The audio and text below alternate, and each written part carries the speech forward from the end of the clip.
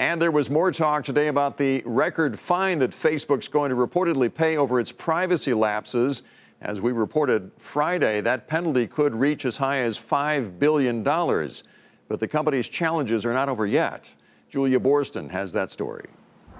$5 billion. That's the cost of the FTC settlement with Facebook for violating its commitment to protect consumer privacy. That's a record and at the high end of the expected range. But it's actually not that meaningful for Facebook's bottom line, just about a month's worth of revenue. Senator Elizabeth Warren tweeting, quote, "Let's be honest, this settlement is a victory for Facebook. Just look to the markets. In the first 15 minutes after the settlement was reported, Facebook's market value went up by more than $5 billion. Senator Amy Klobuchar saying in a statement, quote, "A one-time $5 billion fine for a company whose profits are in the tens of billions of dollars a year is not enough to deter Facebook and force them to put consumers' privacy before profits." With no indication that the coming FTC settlement will meaningfully limit Facebook's ability to collect and monetize data, Cowen has a buy rating on the stock. I think there's, probably a couple more years of this, heightened discussion around privacy and antitrust for all of the players.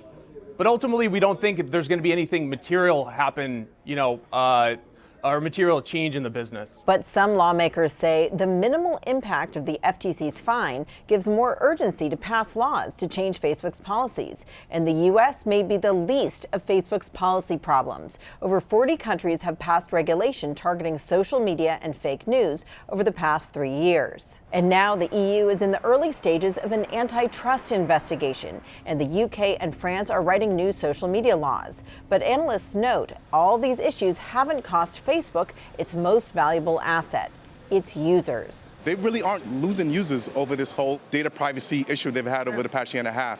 And so users are still growing across the globe. And video is becoming a bigger part of the mix. You have undermonetized assets and some other optionalities, whether they become e-commerce or payments as well. And regulatory scrutiny of Facebook continues this week on Capitol Hill, as the head of Facebook's cryptocurrency division will testify about the company's investment in that space. For Nightly Business Report, I'm Julia Boorstin in Los Angeles.